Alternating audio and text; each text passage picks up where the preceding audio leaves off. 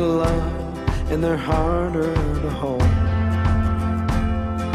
They'd rather give you a song than diamonds or gold. Oke, selamat pagi kepada siswa kelas 12 SMA Santo Thomas 1. Sebelumnya kita sudah belajar tentang topik listrik dinamis ya. Jadi, listrik itu ada dua ya.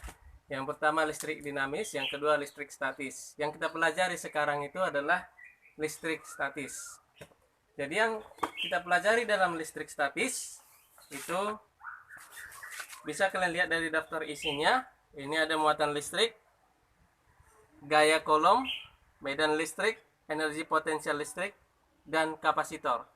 Itu nanti yang kita pelajari di bab 2 ini. Jadi kalau misalnya materinya ini kurang lengkap, maka akan Bapak tambahi dengan yang ada di buku ini ya, supaya lebih paham kalian tentang materi listrik statis ini. Untuk pemaparan materinya nanti saya tunjukkan di video berikutnya. Oke, selamat pagi kepada siswa kelas 12. Sekarang kita akan belajar tentang topik bab 2, yaitu tentang listrik statis. Kalau kalian buka buku kalian di listrik statis,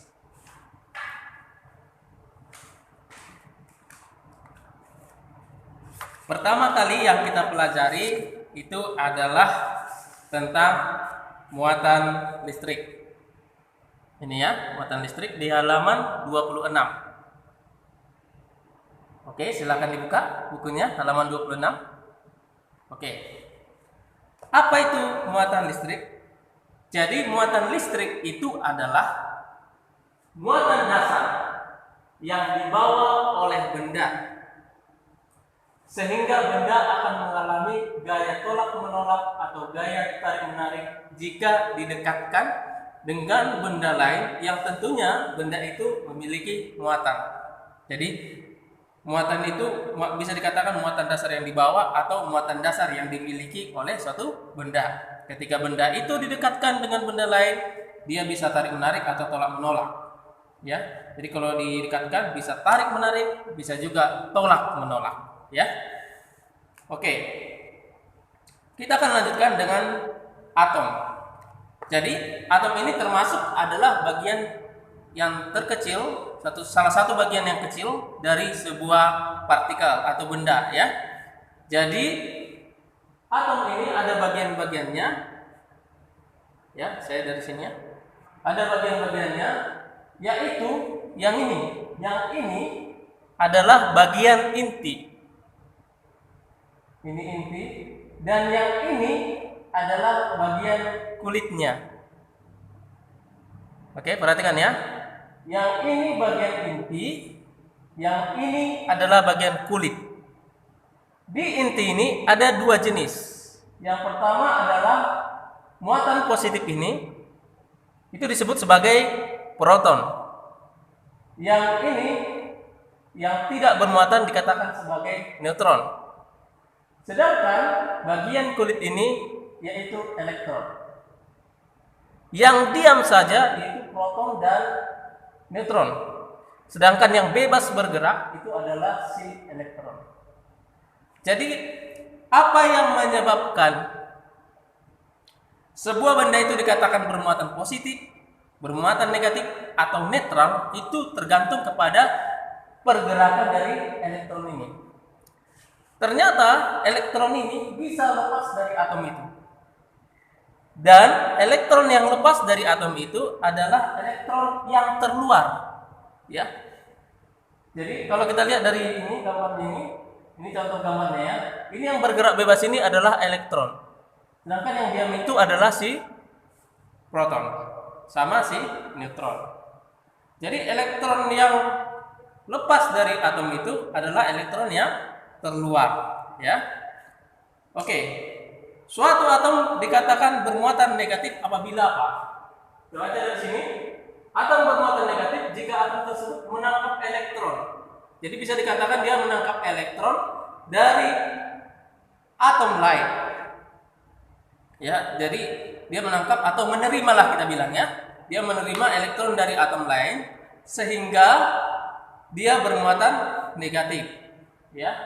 Suatu benda dikatakan bermuatan positif bila atom melepas elektron. Jadi dia melepas elektron sehingga jumlah elektronnya menjadi lebih sedikit. Ya, menjadi lebih sedikit daripada jumlah protonnya. Jadi ketika dia dilepaskan elektronnya, maka jumlahnya lebih sedikit dari proton sehingga dikatakan dia sebagai atom bermuatan positif, ya.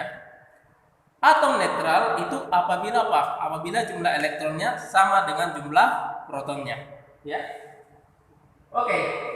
Tadi atom netral ini proton 1, elektron 1, ya. Kemudian dia bermuatan positif apabila apa? Protonnya 2, elektronnya 1. Bermuatan negatif apabila apa? Elektronnya 2, protonnya 1, ya. Jadi kalau jumlah elektron lebih banyak berarti dia bermuatan negatif.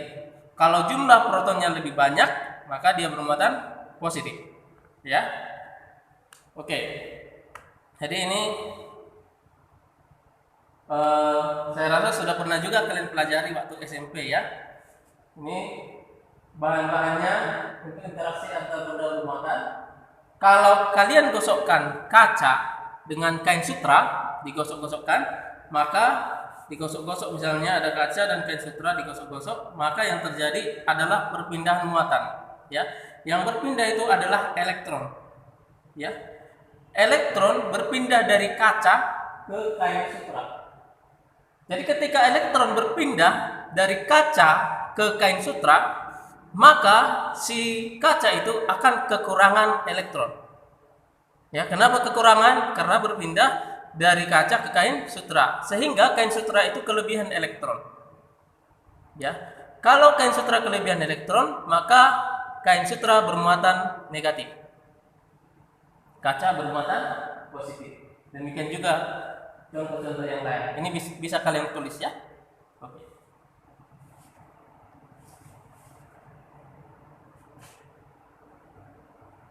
Oke, ada pernah siswa nanya sama saya, itu adalah apa itu ebonit? Ya, yang ebonit ini adalah sejenis karet yang keras, ya, yang digunakan untuk melapisi peralatan kabel-kabel listrik itu. Itu ebonit, ya. Jadi dia bersifat isolator. Oke, nanti bisa kalian pelajari lagi, ya, dibaca-baca lagi, ya. Oke.